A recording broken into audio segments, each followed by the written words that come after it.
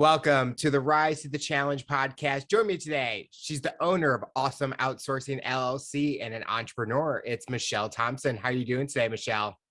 Hey, I'm doing great, Alex. Thanks for having me on the show. Thank you so much for joining us. We're excited to have you on the show to talk about your rise to the challenge. What we like to do with all of our guests is go right to the beginning. Talk about where you're from and what were you involved in growing up? Yeah, so I am from a little town called Bloomsburg, Pennsylvania. Growing up, I pretty much was a sportsaholic. So I played soccer and basketball, a little bit of softball, and that pretty much took up a good part of my time. Did you have a favorite, something that keeps your focus on? It's funny. I liked soccer better, but I was better at basketball. So I ended up practicing basketball more than soccer. It's very interesting. One sport you're good at with your feet, one you're using your hands, and completely two different kind of activities, basically. Yeah. Yep. Was it difficult living in a small town where you're not very our surroundings, you're not around much, but you're kind of can focus on the things that you enjoy and the people that you have around you? Yeah, I don't know that I even noticed, honestly, because I grew up in it wasn't a big church, but there were like 300 people. And so we probably had like 50 kids in the youth group. And so that was more than enough for us to have our own little cliques and stay busy with everybody else. So yeah, I'm not sure that I even noticed that it was a small town until I went to college in Philadelphia. And then I was like, oh, this is a lot bigger. Well, you kind of hear where people are like, everyone knows everything that's happening to each other. Did it get to that feeling in that town where everyone knew basically everyone's business, but not to a full extent? I would say kind of in the church, everybody knew everybody's business, but in the town, no, there were probably, 100,000 people there. So we didn't know that many. Yeah. So Did you have any motivations or inspirations growing up? Someone that you looked up to or something that you looked up to? yeah, I definitely wanted to be a doctor. We had, it was called Mercy Ships, that came by, and they had this mission where they just basically took the ship to wherever there was a natural disaster. So whether it was a flood or there was an outbreak of malaria or, people just needed help. And it was basically a free hospital that just floats all over the world and helps people. And so I thought that was the neatest thing ever. And so I wanted to do that. I've never heard of that because when you were explaining, I'm like thinking Red Cross kind of style, but it's something different, especially with those kind of states on the coastline where maybe it's easier for a boat to get to them, but not fast enough for a car or a vehicle to get to there.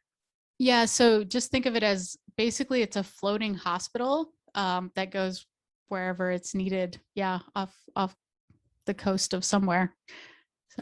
Was that always the mission as you got older, was to get into the medical field, become the doctor, be a part of that kind of program? It was, and then I failed. Oh, yeah. So, no, actually, it's okay because I ended up figuring out where I needed to go. So I started out as a pre-med major, and I ended up tearing my ACL right in the middle of the semester. And so I was out for a good half of the semester. And rather than dropping on my classes, I still tried to do physical therapy 3 times a week and rehab and go to school. And I had organic chemistry that semester, and it was not compatible with with going to PT that much. So I ended up getting a C in the class, and my guidance counselor basically pulled me aside and said, Michelle, it's over. No, you're not going to get into medical school with a C in organic chemistry. And unfortunately, he didn't tell me that I could retake the class. He just let it at that. So I ended up going into psychology of all things. So what was going through your mind mentally when you were getting those grades before you got to your counselor saying that you couldn't be in a medical field with a C? But what were you going through mentally that kind of made it difficult? Or was this maybe a way to find something new that you had a passion for? Yeah, I think it was just trying to survive. That was a significant injury, and unfortunately, it happened in the winter. And in Pennsylvania, there's a lot of ice, so navigating trying to get to class on crutches on ice and not tear my ACL, that was kind of like the biggest concern. And I was just basically trying to survive, doing the best that I could. Didn't really honestly think about the ramifications of the sea until the guidance counselor kind of was like, yeah, we need to talk. You almost needed like one of those snowmobiles just to get around. Right? That would have been awesome. I mean, here in St. Louis, we need one snowmobile one day, and then we need our ATVs the next day because you never know what's going to happen weather-wise. But like with school, I've had friends that had crutches and stuff, and just getting around it's mentally hard, but especially on top of schoolwork and physical therapy. Did you feel like you needed a lot more time in the day, even though there wasn't enough time in the day for you? Honestly, no, because by the time I was done with classes, I was so exhausted. I just wanted to go to sleep. So if there would have been extra hours in the day, I probably would have slept them off anyway. Did you ever worry that your focus on education took over maybe your personal life where you weren't able to enjoy what was happening? Obviously, not the tearing your ACL, but just to enjoy the college experience. I would say I probably did not enjoy college because I was way too worried about the grades. And so I lived at home and studied a whole lot and kind of really missed out on a lot of the college experience until I went into psychology. And then classes were super easy for me. And then I definitely did have, a lot more friends and was out a lot more because I didn't have to study as much. If you redid college to take the time travel back, would you do it differently where you weren't focused on that part, but enjoy it like you did as a psychology major? Or do you feel like everyone says every path leads to where they want to go, or every road has its story? And that was the path that you needed to take because it ended up bringing you to where you are today. Yeah, I honestly don't think that I would change it because I was always very disciplined. And then for so I was always incredibly hard on myself, probably a lot harder than I needed to be. And I think it took that failure for me to kind of lighten up a little bit. And so no, I wouldn't have done it any differently because I think I needed to learn that lesson. Why do you feel that you were hard on yourself? Was the expectation from maybe your family or friends making that big impact on you, or was that something that was going on through you?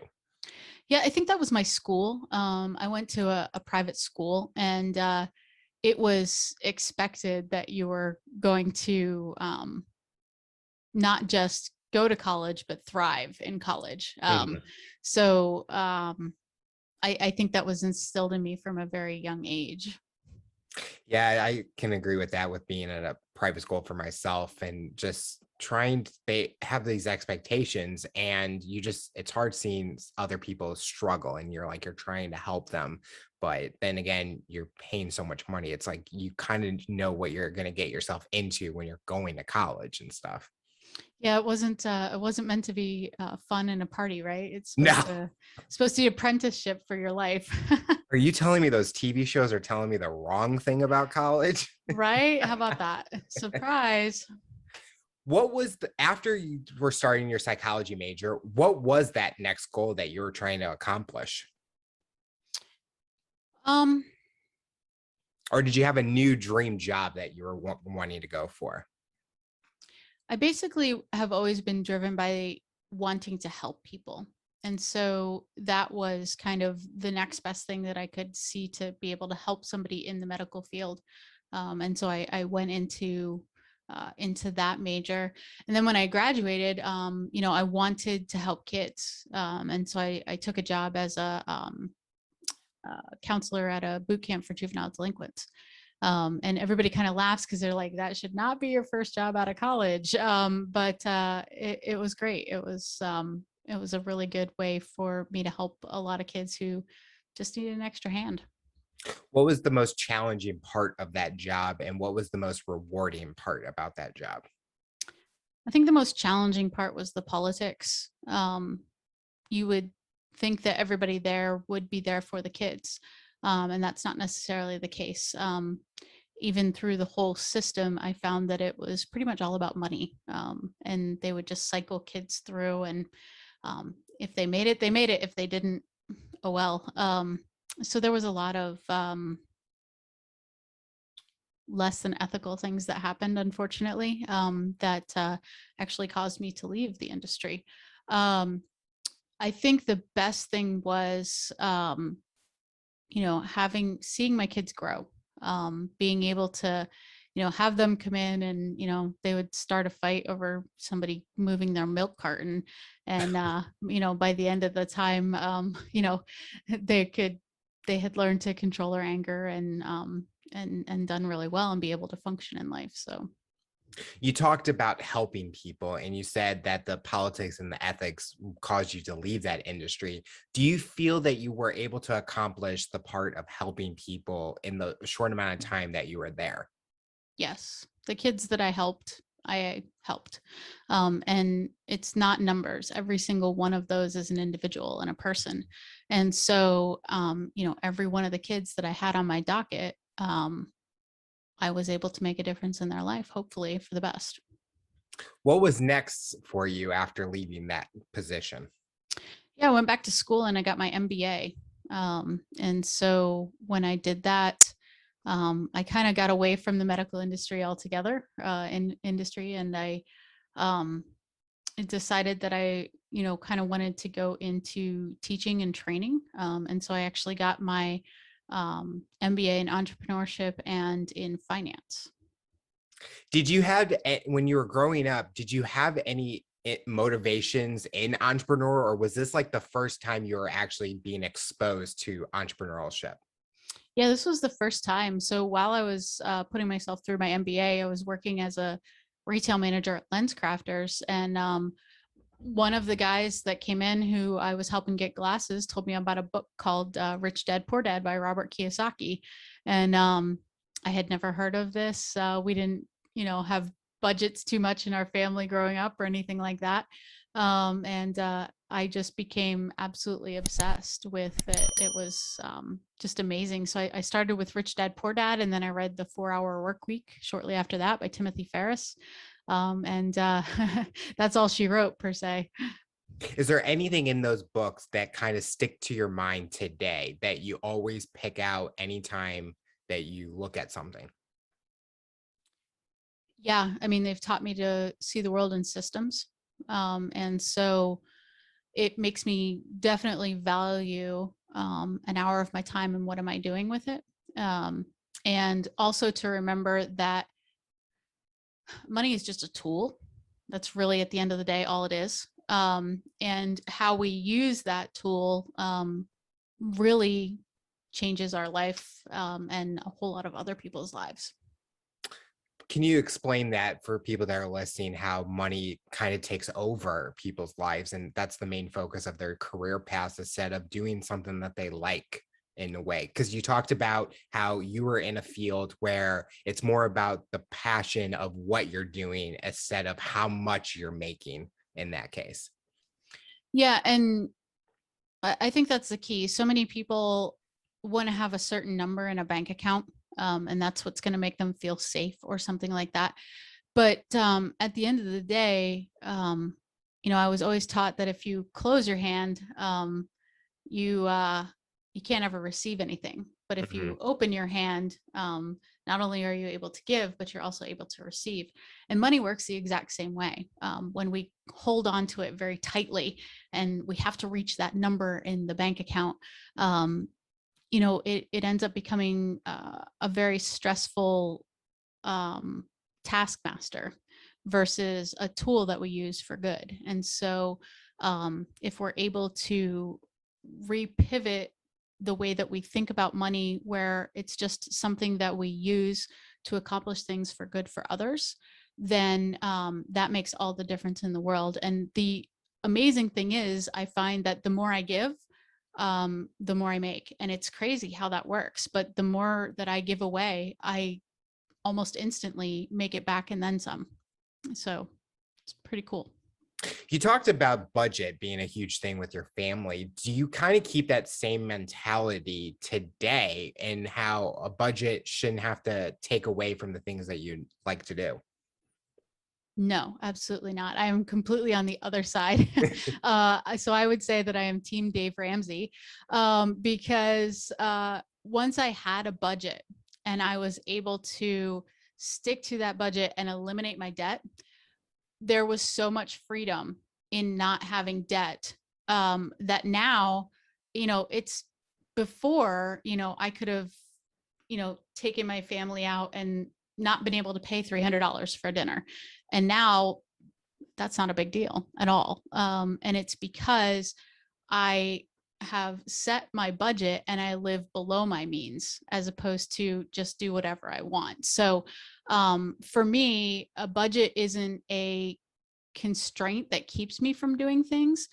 It's actually freedom to be able to do whatever I want as long as I'm below that threshold. I kind of like how you said that, because I think the struggle for me when I was coming out of college was like, oh, I got all this debt. What am I going to do? I can't spend all this money. I got to be able to pay these loans.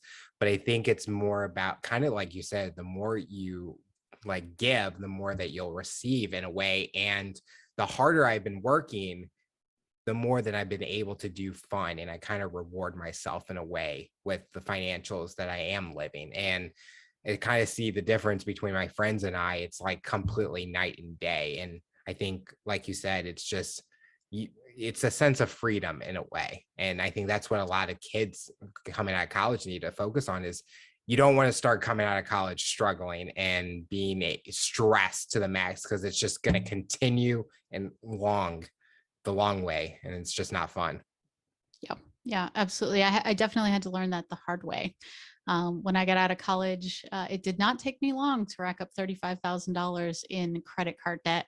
I had no idea what compounding interest was. And I thought as long as I made my $20 minimum payment, that it was going to go away in 6 months. See, that's what they need to teach us in college, not all this Right. other stuff that we didn't need to know. So what was next for you as we're continuing down your rise to the challenge? Yeah, so I became a project controls engineer for a very large construction company. And I did that for several years. And then I ended up having a stroke. And so when I had a stroke at work, it erased my ability to do math. And when you are managing millions of dollars, it's not good when you can't make change for 20. Yes. Yeah. So I was no longer able to do that job. And it took about 4 years to rehab and get better. And through that rehab, I had to actually learn how to outsource a good part of my life. I no longer remember to do simple things that we take for granted. I don't remember to brush my teeth or take my medicine or turn the stove off when I turn it on, or turn the you don't leave the keys in the door, kind of a thing. And so I've had to set up systems inside of my house that basically remind me of everything that I have to do. So I've outsourced those tasks to a machine, if you will. And so I decided, hey, if we can do that with everyday tasks, why can't we do it with business tasks? And so a couple of friends got together, and we started testing it, and it worked very, very well. And a few years later, Awesome Outsourcing was born. And so now we have a virtual assistant agency. Did you have any signs before the stroke that could lead up to when it actually happened? Or was it something that it came out of nowhere and it was not expected? Yeah, it was totally unexpected. What we didn't realize was I have a hereditary blood disorder called homozygous factor 5, which about 2% of the entire world's population has. Lucky me. And so basically that means that I have blood clots running around in my body at all times. And one shook loose and went up into my brainstem that day. And when it did that, it cut off oxygen. The guess is 3 to 5 minutes. We don't know exactly how long, and enough to do some brain damage, and luckily not kill me. And that was when I had lost my vision, and that was when that happened. But nope, there were no warning signs. During the recovery stage, did you ever think that it may have not go to where you are today, where you're able to kind of do the tasks that you were doing before the stroke? Or did you have the mindset that we're going to get this to be better and be able to do these tests? I would love to tell you that it was all sunshine and roses. It definitely was not. Yeah. In fact, probably 8 months after I had the stroke, um, I was literally decided I didn't want to live anymore, and I was going to just end it all. And literally, as I was probably 10 minutes from where I was going to take care of the issue, my doctor called, and she's like, "Hey, I just wanted to check in. Life's been kind of rough for you." And I just started laughing at her. And so I promised her, I had a great deal of respect for her. And so I promised her that I wouldn't do anything to harm myself that day. And I would give her 2 weeks. And over that 2 weeks, ironically, she didn't hospitalize me. She was very awesome about it. I went into the office and she's like, Michelle, anybody who went through what you went through would not want to live anymore. But we can make this better. And I found that very hard to believe because I was in a lot of pain and I really just wanted to get away from the pain. I was tired of being in pain. But we did get me into physical therapy, and I'd love to tell you that made all the difference in the world, and it didn't.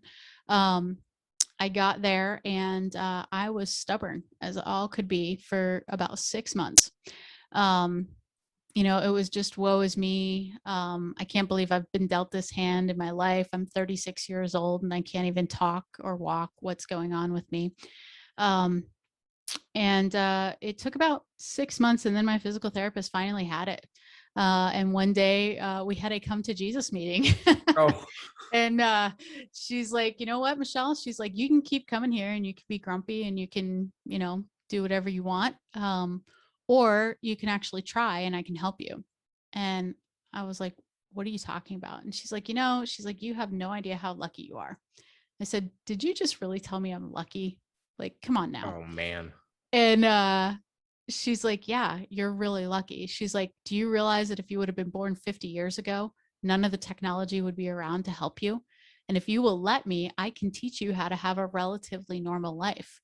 But you've got to stop wallowing and you've got to actually try and pick yourself up.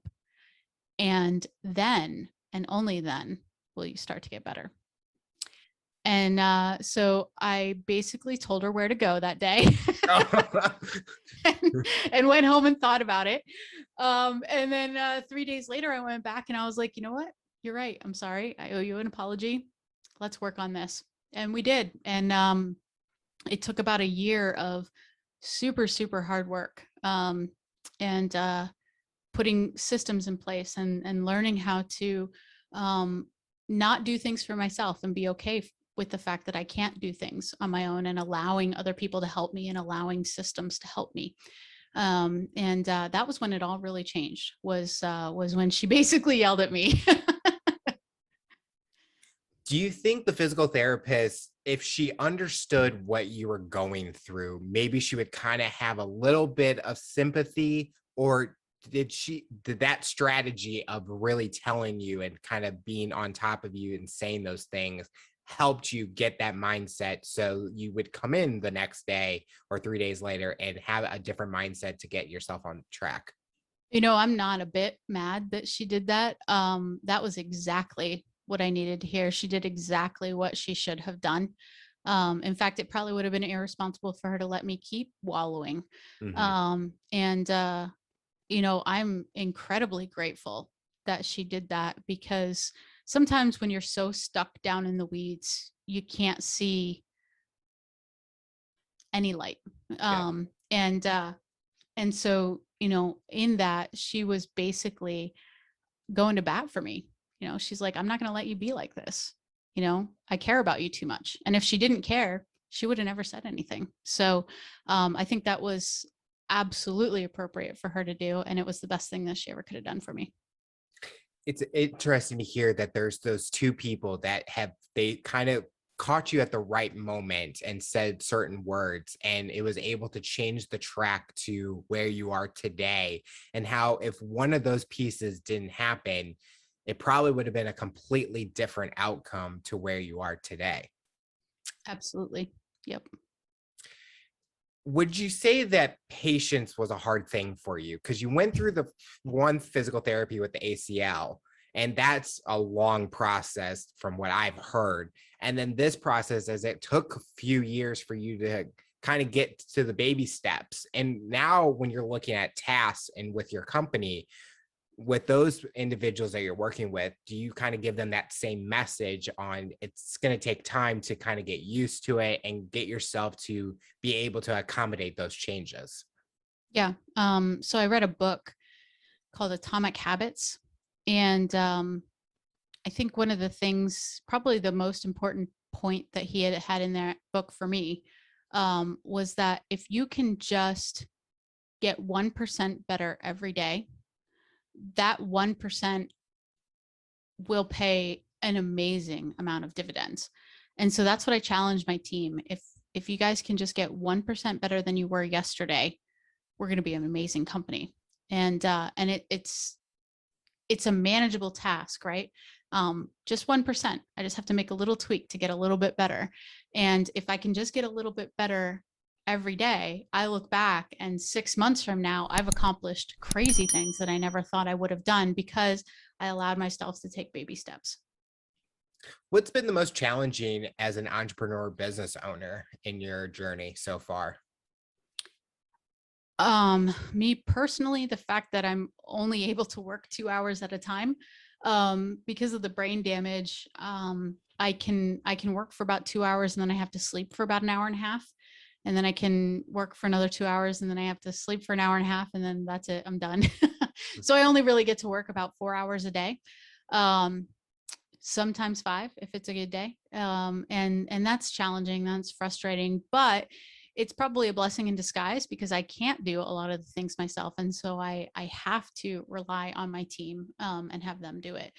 Other things is probably you want to grow faster than you are, but you're glad that you don't because, every time you level up, something breaks and then you got to fix it and you level up again and something breaks and then you got to, and so, a lot of times, people think it's, they say it's the hockey stick, right? Nothing, nothing, nothing. And then straight up. Yep. And that's not quite true. Because it's still, 2 steps forward, 1 step back, 3 steps forward, 5 steps back, 2 steps forward.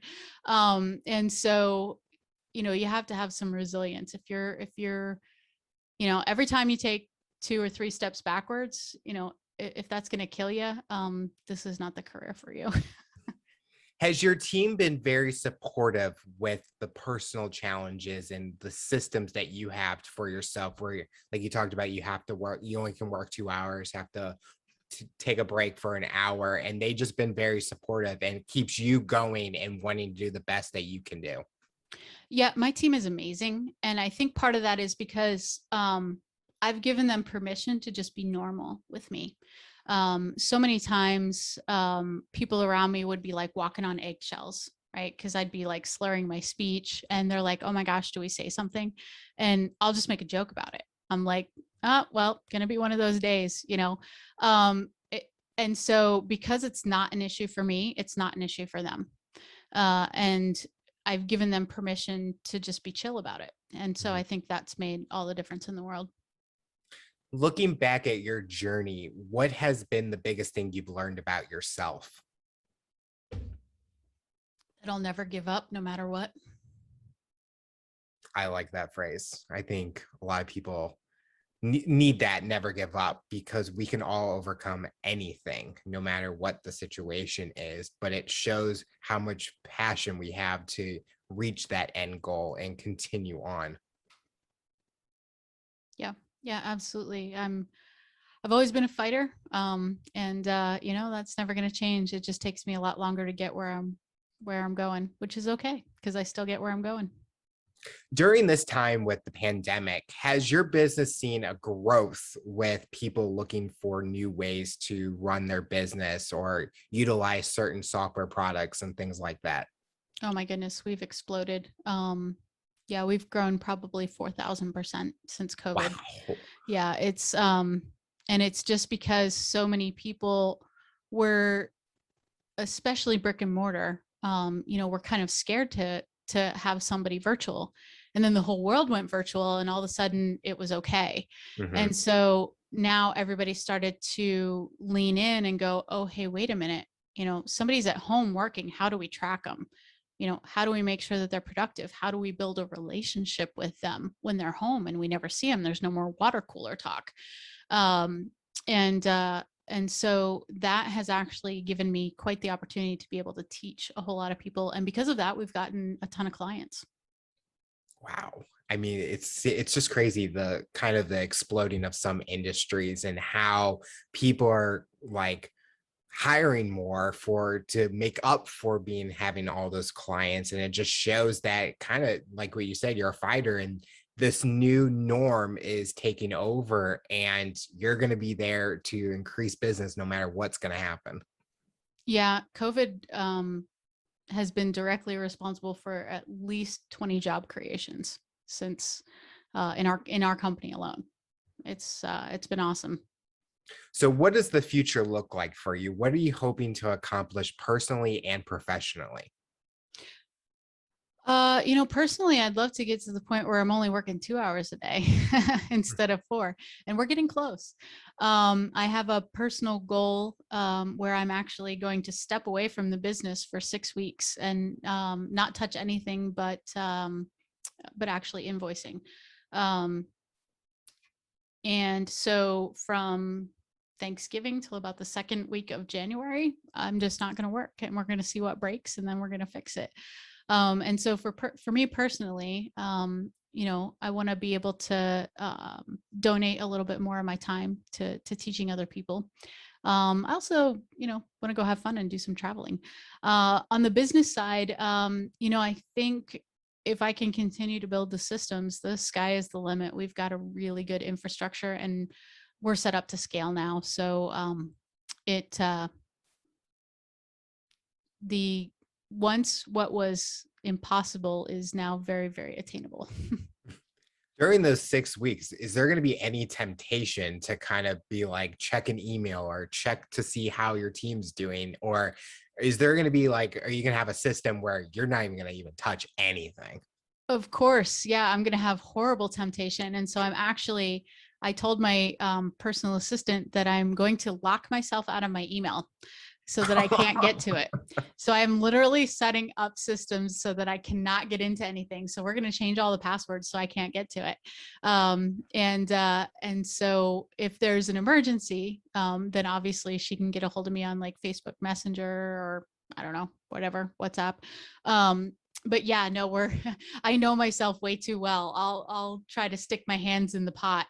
And so, yes, I have to set up systems, not for them. They don't need me. It's, I just like to hop in and, my team runs very, very well, completely on their own, and they're able to, make decisions on their own, and the company continues to grow. So they don't need me. I just like to hop in.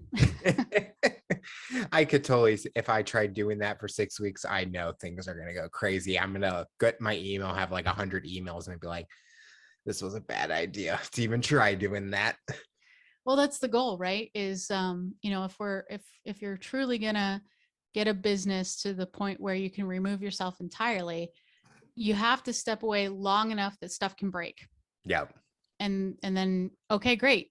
This is what broke. This is what we fix, and it's not, oh crap, that was a failure. It's, oh great. Okay, awesome. Here's an opportunity to fix that. So failure is nothing more than feedback.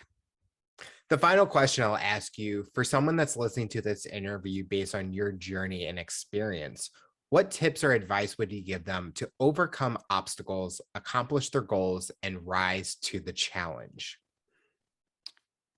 I think the biggest thing that I learned is to give yourself permission to not be perfect.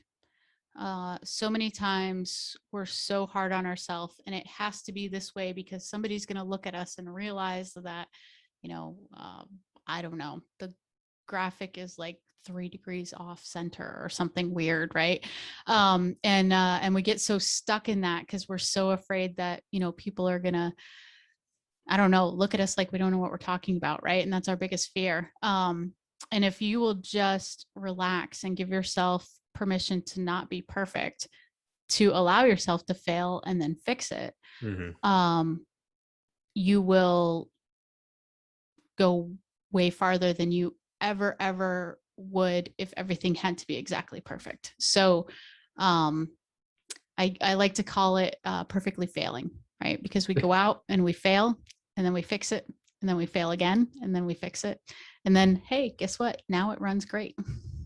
It's basically like growth and experience. You kind of have to make those errors in a way that helps you grow as an individual so that you can become a little bit better. And because that you're going to be able to learn from these mistakes, because we know there's no perfect person out there, even though people say they are, but no one's perfect. And we all have to learn from these opportunities and experiences.